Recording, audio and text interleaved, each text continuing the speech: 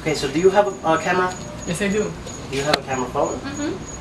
How many pictures do you think you take in a day? I would say at least 15 pictures. 15 pictures? And how many pictures do you save in like a week? About 40-ish. 40? Do you know in 2016, 1.1 trillion pictures were taken throughout the entire year? This year, it is thought that we would have saved 3,934,500,000,000 photographs into an SD card or a memory format. 10.3% of those pictures were taken with DSLR cameras, or these type of professional cameras that not a lot of people have.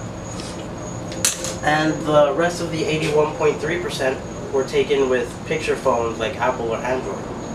Did you know that every 2 minutes that we as a population take pictures, we had more pictures than existed in the 1800s?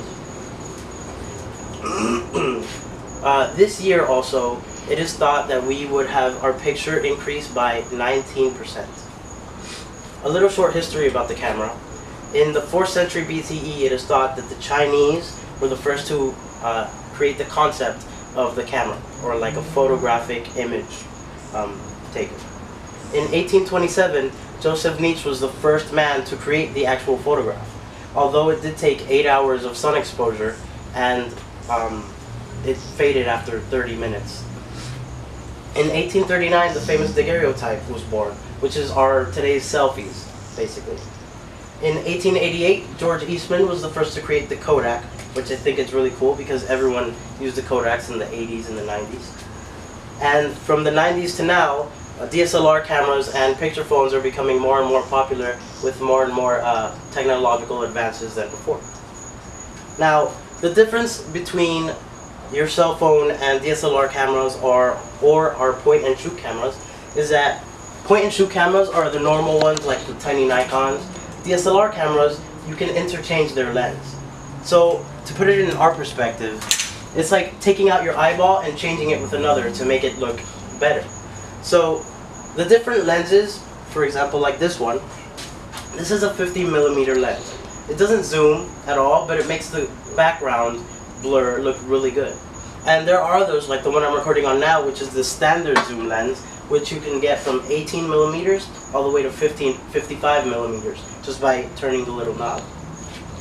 We have telephoto zoom lenses, we have prime lenses, we have specialty lenses like the fisheye lens that makes it look like you're inside a fisheye, and the 50mm that I just showed you. Now we also have peripheral camera equipment. For example, we have this flash bounce, which is used. It charges up the electricity, you aim it wherever you want, and the flash bounces onto your subject, making the picture look a lot crisper, a lot cleaner. And we also have this mic, which you just connect it onto your camera, and you get perfect sound quality, depending on what camera you have, of course. Now, the different lenses can be used for different types of photography. For example, we have macro photography, which is you get really close up to your subject and take those types of pictures. Excuse me. We also have studio photography, which is you go into a studio with a professional photographer and they have a bunch of equipment, you go, you take pictures and stuff. Then we have bokeh photography, which is really cool. You get the background blur and you can make shapes with it. And we have sports photography as well. So you follow around an athlete and you take in-action shots for like magazines or whatever.